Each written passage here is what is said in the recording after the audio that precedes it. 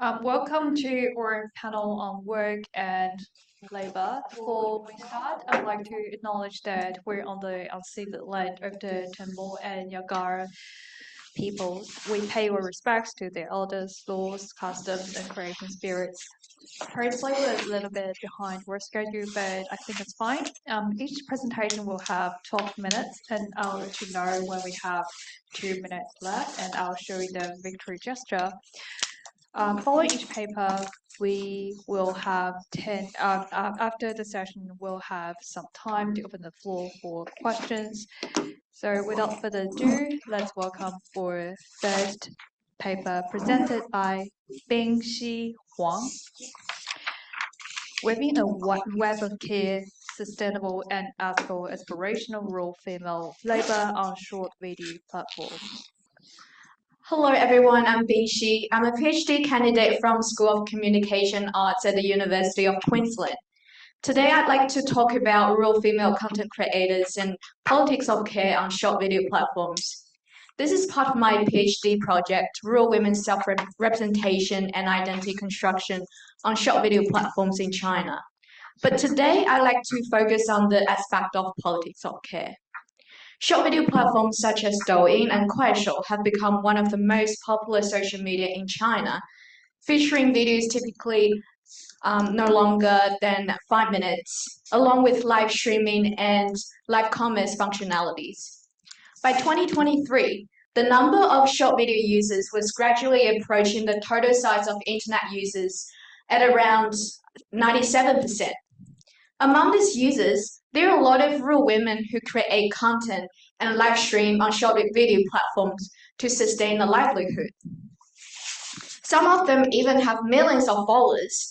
However, despite their large followings, they still remain largely invisible, and there's a lack of research studying them, and especially what's behind their online self-representation. That's why I decided to focus on understanding their experiences with short video platforms and how these platforms impact their livelihoods, through which politics of care becomes a central theme for me to understand their motivations, challenges, and the broader societal implications of their roles as content creators on those platforms. To illustrate this, let me recount my encounter with Lin, who is on short video platform selling her salty fermented beans.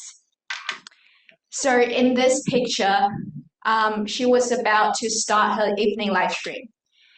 Here's what her setup looked like: a plate and a bottle of fermented beans, some flatbreads, 2 bottles of water, a mobile phone, and a field light. During the live stream, she talked to the audiences while promoting her products.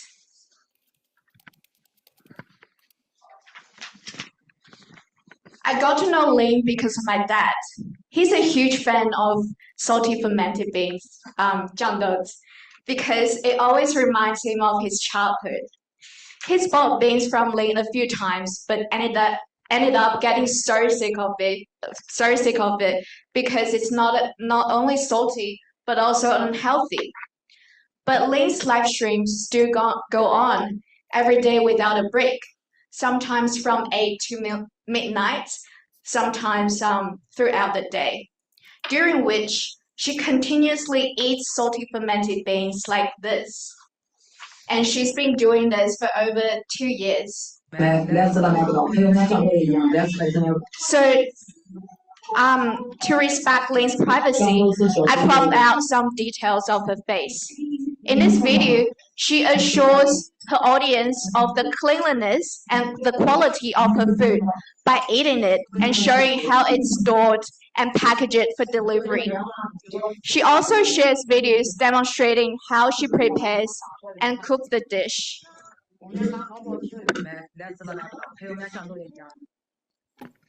So it really makes me wonder what motivates rural women like Lin to engage in this kind of continuous live streaming and content creation on short video platforms. And how does this impact their livelihoods? Is economic imperative the primary driver, or are there other significant factors influencing their participation in those platforms? To answer those questions, over 3 years, I followed over 300 rural female content creators on Douyin and Kuaishou, and focused specifically on 10 from areas around my hometown. I conducted 2 months of in-depth interviews and participant observations with these women, exploring their daily activities, through which I discovered a common thread of caregiving responsibilities and economic pressures shaping their decisions. For example, after the evening live stream that night, Lynn shared with me how she's managing to take care of her son, who needs money for his wedding, and her daughter, who just entered middle school. This is not just an isolated case. Similar concerns about caregiving emerged from 7 out of 10 interlocutors I interviewed, such as Yanzi. I visited her in her family's mulberry tree yard, just like in the picture, where they need to carefully pick the leaves by hand under the scorching summer sun. This labor-intensive work is crucial for their income, but Yanzi's aging parents' declining health has made it very challenging for them to manage. Recently, their illnesses forced Yan to return home after a decade in Shanghai.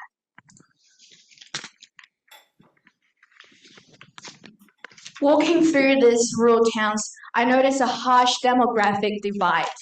Few young people were around, with the majority being elderly and children. Many young rural individuals are drawn to the promise of urban dreams, seeking better opportunities in larger cities. This is compounded by the devaluation of agricultural labor with states-controlled pricing of agricultural products and government policies favoring industrial farming, along with inadequate welfare support. This has left rural areas with broken homes and an abandoned population in need of care. Rural women like my interlocutors always find themselves shouldering the responsibilities of caring for those abandoned populations. Despite attempting to leave their villages, such as Ling trying her hand at city jobs like washing dishes, and Yanzi spending a decade in Shanghai, they inevitably return due to the constraints of hukou system. This system limits their access to resources such as education, healthcare, and housing in urban areas, pushing them into low-paying, insecure jobs that fail to sustain a livelihood outside their rural roots. The clash between urban aspirations and rural realities is particularly obvious for rural women who confront systemic barriers while also shouldering the primary responsibility for caregiving within their families and communities. Consequently, those rural women are stuck in the rural towns. To bridge urban-rural divides and promote economic growth in rural areas, China has embraced rural e-commerce as multifaceted strategy in development programs aimed at reducing poverty. The emergence of short video platforms has furthered this by creating more convenient employment opportunities for rural residents. As the main target for development interventions, rural women are particularly invited to eliminate the poverty backwardness through participating in digital economy. At the same time, rural women use short video platforms to feel not trapped and stuck anymore. So it's not just a side hustle to sustain a livelihood, but also an aspiration for them to live a better life.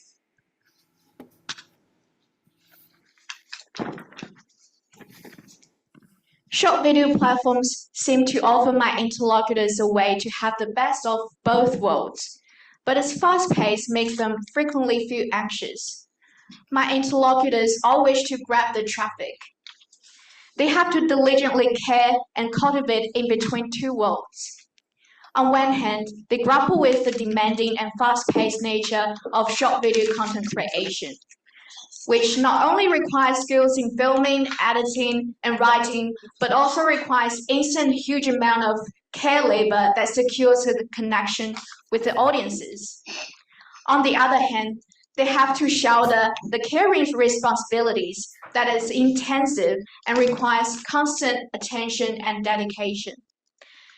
This caring impasse also underscores a broader issue, the exploitation of unpaid labor, particularly in the realm of caregiving, which are often undervalued and overlooked in economic systems driven by capital accumulation. It creates a paradoxical situation for caregivers between the hope for gradual improvement and the despair induced by ongoing uncertainties. However, like my interlocutors, they continue to endure, just like Lin, who live streams from morning till night, eating unhealthy, salty, fermented beans, because they are committed to care.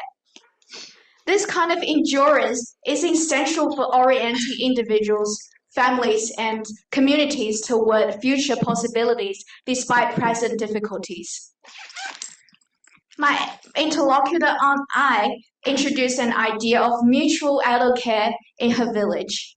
Her idea is about neighbors helping each other, building stronger bonds and resilience in rural communities. This concept not only reflects the practical challenge faced by rural caregiving individuals, but also emphasizes on the importance of interconnectedness in today's society. By fostering a culture of mutual support and solidarity within the village, Aunt Ai's idea offers a promising alternative future to the prevalent difficulties in this late-stage neoliberal society faced by all individuals. To summarize, Lin continues to eat salty fermented beans because she is stuck in caregiving between two worlds. Online, they grapple with aspiration and constant entrepreneurial anxieties. Offline, they're stuck in the hukou system and caregiving responsibilities. Her experience mirrors that of a lot of rural women whose presence on short video platforms is made just bearable enough to prevent outright despair, but not viable enough to thrive fully. Short video platforms are unable to address the structural problems, so rural women have to care. They're committed to care, to endure. Their ethos of interconnectedness offer us a new perspective on the future. Thank you. So it's very interesting presentation, lots of to unpack here. Please do remember to take down your notes if you have any questions, and we'll have sessions for question later. So let's welcome our next paper, which will be given by Wenyu, Liao, Xinxin, Chen, and Pingsun, titled Rethinking Digital Labor, Media and Platforms, a Historical and Comparative Perspective. Okay, yeah, dear everyone, it's an honor to present our research today. I'm Wenyu from Japan, and my co-authors Xinxin Chen and Pingsun are both from the Chinese Academy of Social Science. So I found that most of research today are about the empirical study, but ours is a theoretical research. So our research topic is Rethinking Digital Labor, Media and Platforms, a Historical and Comparative Perspective. So our research originates from a phenomenon that is since the 1970s. As the deadlines point out, labor has been a long overlooked issue in communication studies. Gradually, labor topics has gained more and more attention in such fields, especially in the current context of digital platforms. Digital labor half a century later, such as the food delivery workers, live streamers, or data annotators, has become a significant area of study. However, in such a phenomenon, we found that there are two main issues. The first is new phenomenon but old questions. One most typical case is the repeat discussion within the framework of labor exploitation, control, and resistance. Secondly, there is notable overlap and conflict among various related concepts within the digital labor landscape, such as immaterial labor, network labor, and digital labor, etc. So we believe such problems stem from a lack of historical continuity combined with interdisciplinary and cross-contextual comparative research. So that is our problem we want to talk about today. So in our paper, we revisit the history of media and labor to explore their internal dynamic relationship. We aim to provide an explanation for the development of labor in the media context. Based on this historical perspective, we seek to better understand the features and trends of current platformized labor. So to start, I would like to present our core finding, that is, different periods of media technology have given rise to different forms of labor. When these periods change, the labor forms and features from the periods do not disappear, but continue to persist and influence the next media period, creating an overlapping situation of labor forms. So in the first part, you can see this figure. We explore the diverse concepts of labor across three distinct media periods: mass media, internet, and intelligent communication. We trace the evolution from audience labor, manual labor in ICT's industry, and to the free labor, network labor, click labor, and to the final, the platform labor, ghost labor, and algorithms labor. So in such a period, we found that there's an inherent continuity between various forms of digital labor and media forms. The first key point is is the expansion of labor boundaries. Within the development of media forms, the boundary of labor have undergone three expansions. The first expansion is during mass media era, from concrete to abstract level. With the rise of audience power just point out in the data's research, the boundary of traditional labor spaces were broken. The scope of labor extended beyond factory into private households, where daily entertainment transformed into another form of labor. And the second expansion is from passive to active labor. In the mass media era, for audience labor, the audience power is product. But in the internet era, freelancers, Wikipedia contributors, and bloggers voluntarily and proactively engage in unpaid labor. And the third expansion is from active production to social behavioral labor. This means expanding from user-generated content production to the production of data from our social behaviors. As the John Ball discussed in 2023 about surveillance capitalism, all people's actions are monitored, collected, and eventually become data products, no matter willing or not. So in such labor boundary extension tendency, our internal change is the enhanced mediating role of media in labor. In 1970s, Semil first discussed mediation for bridges and doors: connect and separate, link and differentiate. Similarly, media technologies have played a comparable role. They are tools for human productive activities and important channels for connecting, regulating, and even distinguishing human activities. So looking back at the historical context, we see two main aspects of this mediating rule. The first is the regulation, monitoring, and management functions of media in labor are continuously being strengthened. And second is the process of the capitalization of media technology is continually intensifying. So here you can see the first is we just talked about. We see the tendency of this mediating rule. It can be divided into three stages. as a production object, a means, and a control tool. So at the beginning, you can see media technology was just a production object, like the workers collecting and processing the material required for media communication technology and producing relevant equipment. However, entering the internet era, although the previous labor forms still exist, some workers have moved into electronic manufacturing factory and call centers, as Jack Chu's concept of programmable labor and network labor.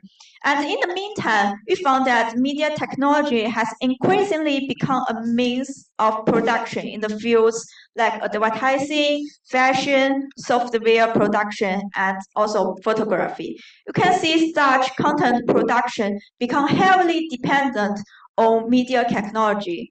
Then is in the intelligent communication era. Those two features we just talked about are still exist, but has significantly changed by the development of algorithms. Like labor now involves the generation and measurement of data that can be remotely monitored, calculated, and managed. Painful civilized of labor has reached a panoptic level, with algorithms network becoming the ghost of today. Media have therefore become a control tool. So in this process, it's the capitalization process of media technology. Jinhua Yao and Susu Xu in 2019 criticized existing research for contributing exploitation solely to capital, but overlooked the process by which technology is utilized by capital. So in the collusion between technology and capital, technology is better used to control labor, achieving profit and monopoly.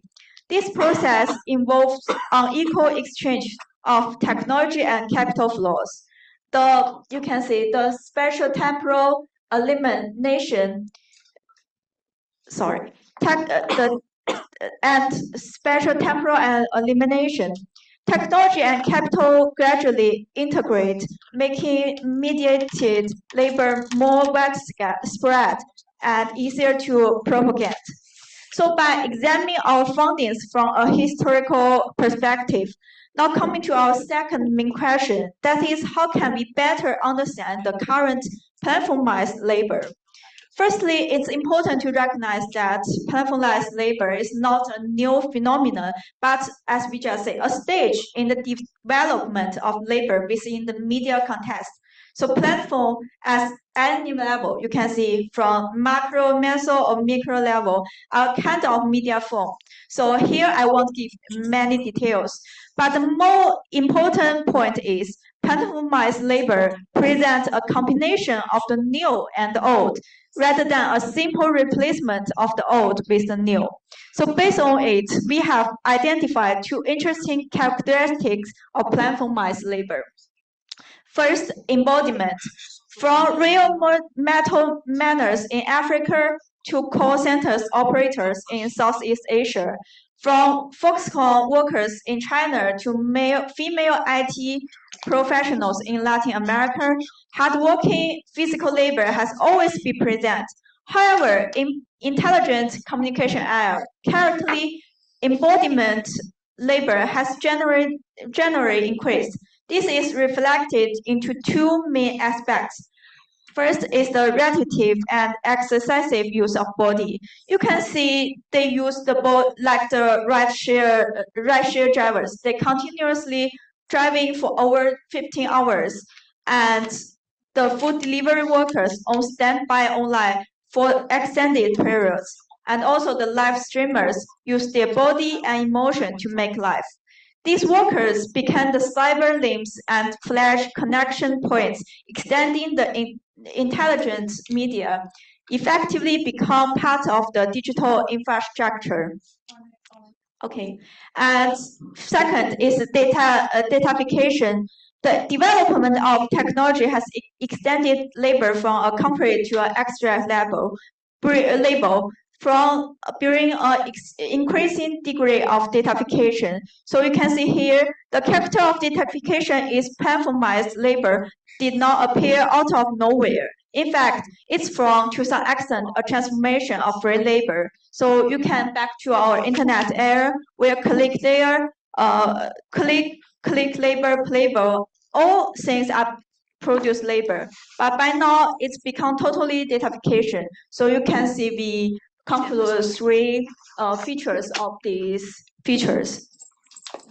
So in a summary, some words I want to say is we believe that discussing the interaction between media and labor from a historical perspective can help us better understand the theoretical framework of labor within communication studies and today's platformized labor. Labor studies in communication and cannot be examined at a single point in time. Instead, it is crucial to focus on the interaction between media mechanisms, forms, and neighbor contexts, rather than merely discussing the binary structure of labor control and exploitation. And that's all. Thank you so much. Thanks for the wonderful presentation. And the next paper will be presented by Yuehong, titled "No Hope of Becoming Famous: Work Routines and Professional Identity of Platform Information Producers." Let's start. Hello, everyone. It's my great honor to attend this conference. My name is Yuehong. I'm a PhD candidate from the Renmin University of China. My title is No Hope of Becoming Famous: Work Routines and Identity Imagination of Platform Hot Topic Operators. I want to introduce three feelings about the interviewee.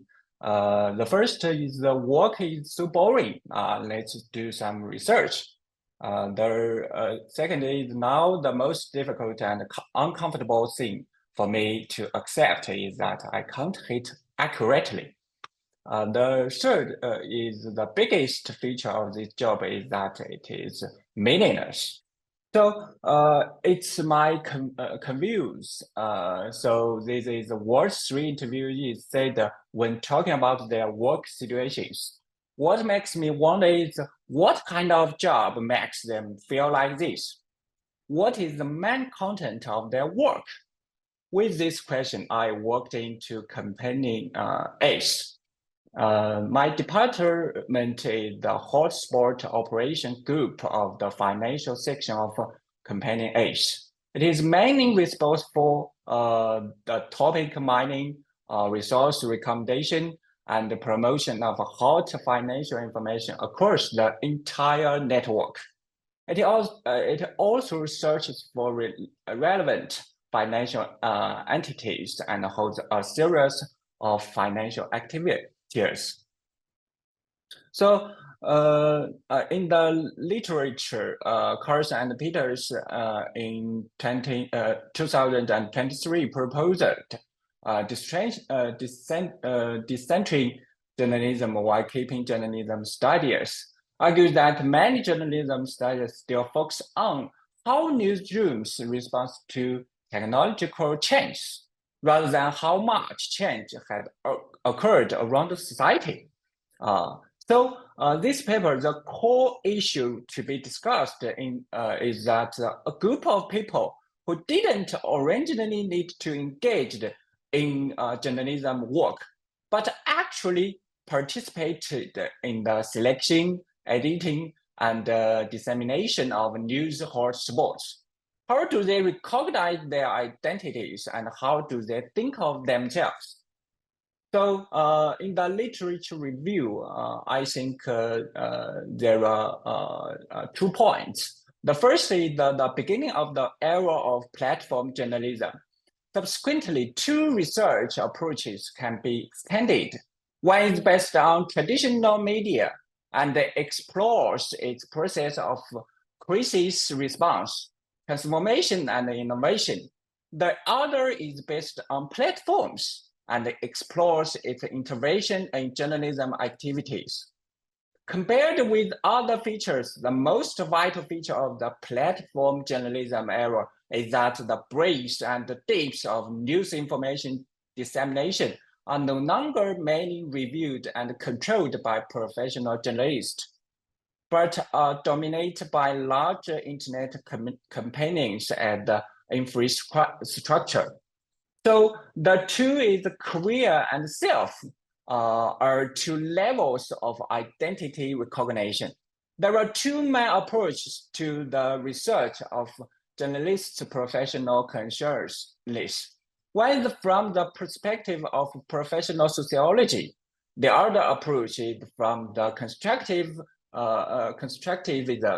perspective. However, most of existing studies focus on professional journalists and echo the identity of journalists at the professional level without further exploring other possible aspects of identity cognition, which leaves room for further discussion in this paper. So identity recognition should include two levels, that is self and career. In other words, in the work setting, individual identity recognition is not limited to the professional level. The first thing that bears the brunt is the practitioner's self-identity perception shaped by the work itself.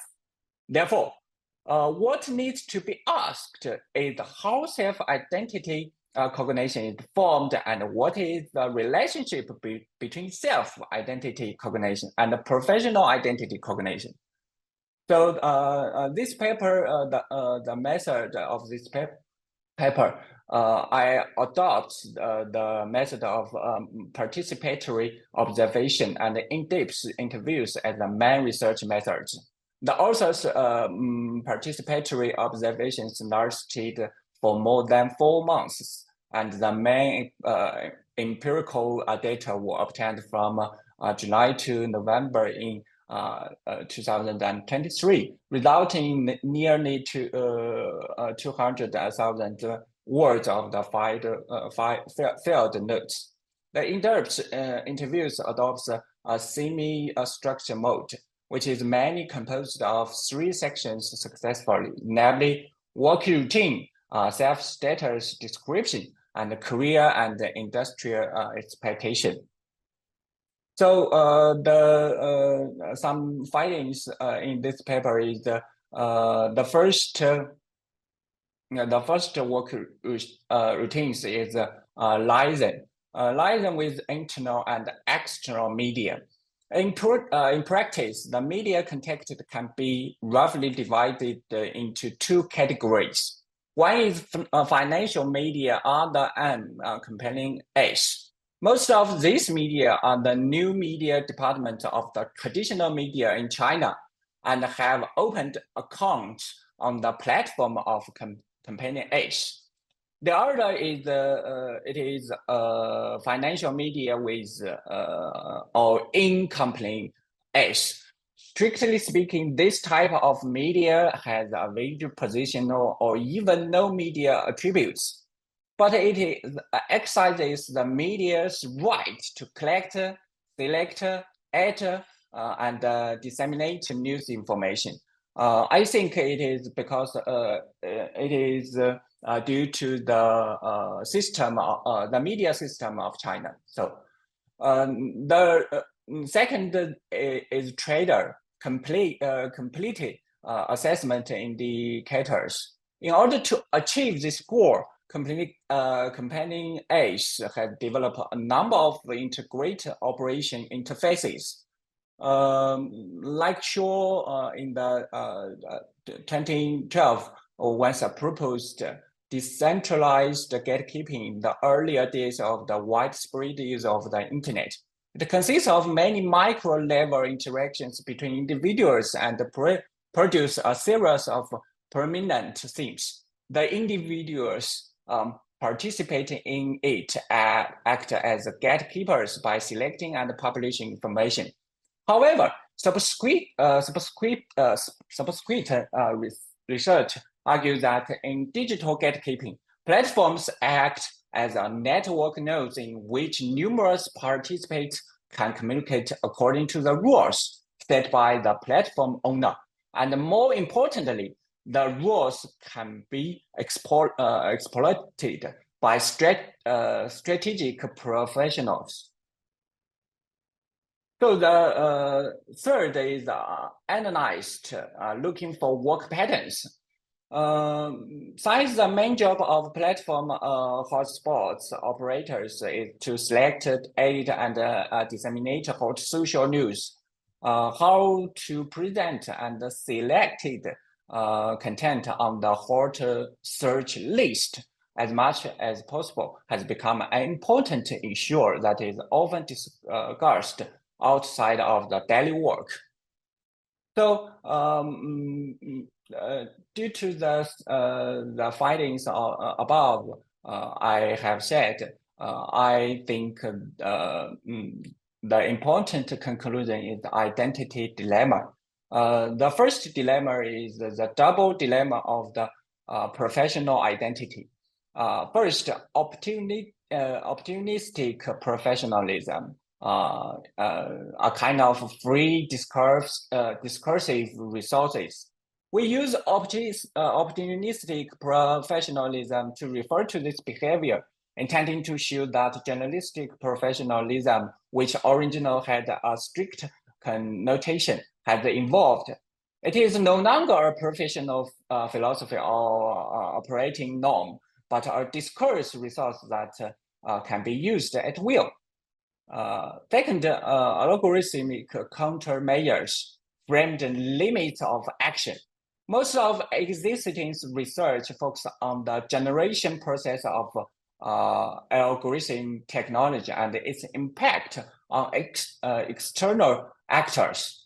What is rarely discussed is what the stable and the mature algorithm technology means to the platform and its practitioners themselves. We found that after platform hotspot operators participate in the complaints design and complete the algorithm logical, the technical logic of the algorithm itself will seriously regulate or even counterattack the daily work of the practitioners. So the second is the worker. Okay. The worker self in the self levels.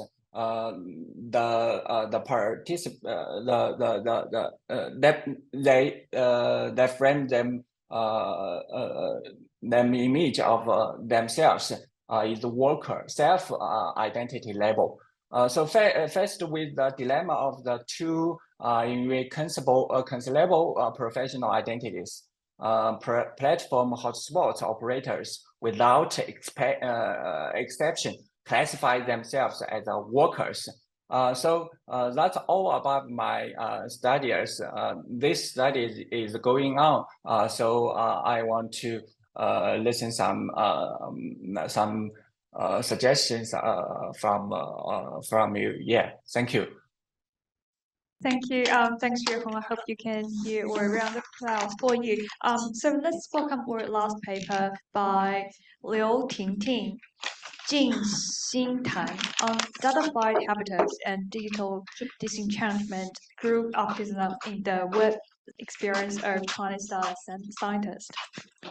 I'm Tingting Liu. This is Xinxin, a master student working with me. We are working at the University of Jinan University. Sorry. The topic of our presentation today is Datafied Habitus and digital disenchantments, cruel optimism in the work experience of Chinese data scientists. So I will present our research questions and our research target and the literature review and then our research methods. Then Jingxin will continue to present the more interesting parts, the research finding of our project. And so let me introduce our research target, data scientists. Well, in Chinese, they are called 算法工程师. So its direct translation should be algorithmic engineers. But actually, they are not doing engineering work, so we choose to use data scientists to refer to them. They are a group of people who are working with algorithm, and they use modern machine learning techniques to maximize the efficiency and productivity of algorithm. So actually, they are not directly using algorithm. They are training, developing algorithm. So I think scientist would be the best term to describe them. And currently, there are over 20,000 data scientists in China, and they earn around 20,000 RMB each month, so way above a normal engineer, and also which make them quite rich in the community of like in the tech or digital sector. And also, let's say all our participants are male, but we can't say all of them are male in the whole market, but you can see the picture here. So they are very close to data, they work with data, and we can say that they live with data. And the questions we are looking at are how data scientists understand their relationship with data in everyday interaction. Do they uncritically believe or disbelieve in data and technologies such as algorithm and machine learning? If so, how does this technological ideology get mediated by the scientists as it becomes embedded in society, and how does it shape their subjectivity in their work? So let me show you another, it's a job ad for Alibaba to recruit data scientists. So from this description, we can see a clearer picture of what a data scientist is. They use this kind of technologies or software to train or help people to understand information. And the information include information about people, about projects, about places, and they need to understand how to use them commercially. The requirements are they need to have masters or PhDs, and also they have to have solid foundation in computational knowledge, and they have to have some deep learning or multimodal software experience, and also they need to publish papers, as we do. So preferably they publish in international conferences as we are here, and also in like SCI papers. So these are the research targets of our project. And let me briefly touch upon what we can use to help us analyze our research data. First of all, there are some approaches can help us to understand how tech workers are making sense of their subjectivity in today's world. One is datafication. I think Tingting, the other Tingting at this conference has already elaborated on this morning. And the other one is how do we understand the agency of AI? Because they're working with AI. And AI actually has shown certain degree of subjectivity in response to data scientists.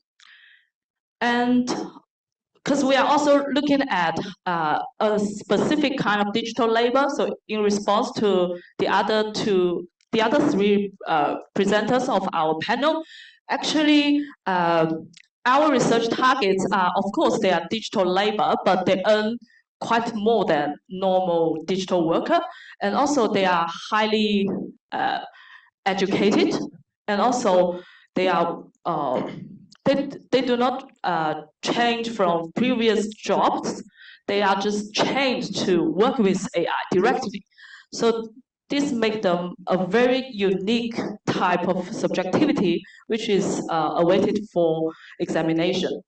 And the theoretical framework which help us to unpack that subjectivity is cruel optimism. Cruel optimism refers to the relations which in neoliberalism people will attach to things which ultimately will hurt them. And also, the whole context will generate this kind of discourses which fit into that attachment to this structure. So they can only be absorbed into the structure in a deeper and deeper way. They can't get out.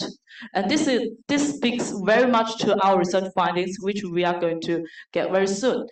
The research method, we mainly use in-depth qualitative research interviews to get data, because both of us are graduates of South China University of Technology, Huanan Ligang Daxue, which is a hub training and educating like tech workers in the South.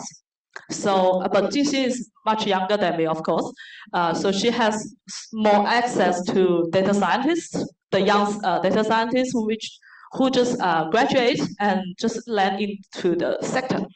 And so this speaks very much about our what we are doing in the interview. I ask questions and I don't know what they're talking about because they mentioned the algorithm, the software, and the programs, which I haven't heard because I graduated like 10 years ago in the sector of electronic business. Now I'm going to turn to Jingxin to present the research findings. It's her first time to present in a conference. Please join me in cheering her. Thank you. Okay, so I'm going to talk about our research findings. So firstly, our research interprets the daily practice of data scientists and suggests that, in addition to the previously discussed understandings of datafication should also be understood as habitus. This habitus sustains data scientists' belief in data, supports the reproduction and dissemination of datafication into other areas of society. So to understand this habitus, first, we need to recognize the difference between data scientists and traditional data workers, such as accountants. Data scientists must walk through machine learning or even deep learning, and say black box nature of deep learning requires them to constantly experiment. So when they propose a hypothesis to meet company demands, their first step is to apply deep learning to the relevant data to validate the hypothesis, a process they call conducting experiments, and the code used for deep learning on the data is referred to as model. To maximize the capabilities of data, they just need to continually extract more time from their daily lives for experiments. The time required for these experiments varies with the data size, ranging from a few hours to a week. And since the company computing power is limited, they even need to queue up for resources. And moreover, the data available for training models is never sufficient or perfect and is continuously produced by platform users. So as new data emerges, data scientists need to fine-tune the model to respond to new demands from their company or clients. For example, as we can see here, although the company's large model can already handle fashion data well, Sunway still needs to improve the model's ability to transfer and generalize to better serve the clients. And of course, as the data goes on to emerge, he needs to still do that work. So the unpredictability of experimental results and the immediacy of feedback reinforce the Datafied habitus. To make the best use of their time, almost all data scientists run an experiment before leaving work, but this means they cannot fully disengage from ongoing experiments during their personal time. This is because the datafication of the platform operates within a vast chain, where experience affect various aspects and provide immediate feedback in the form of data. Unlike traditional work, where there is a lag between decision-making, implementation, and feedback, this feedback occurs simultaneously with the experiment. For example, Wang, so he's responsible for maintaining platform infrastructure, received an alert because his experiment impacted the platform's commercial revenue. The result, traditional assist over a year, is now presented within a day. And such repeat data feedback is almost unique to the work of data scientists, and only they can use their knowledge to deal with those situations promptly. Consequently, data scientists remain constantly connected to data. They even use the term alert, borrowed from criminology, to describe notifications of issues with experiments.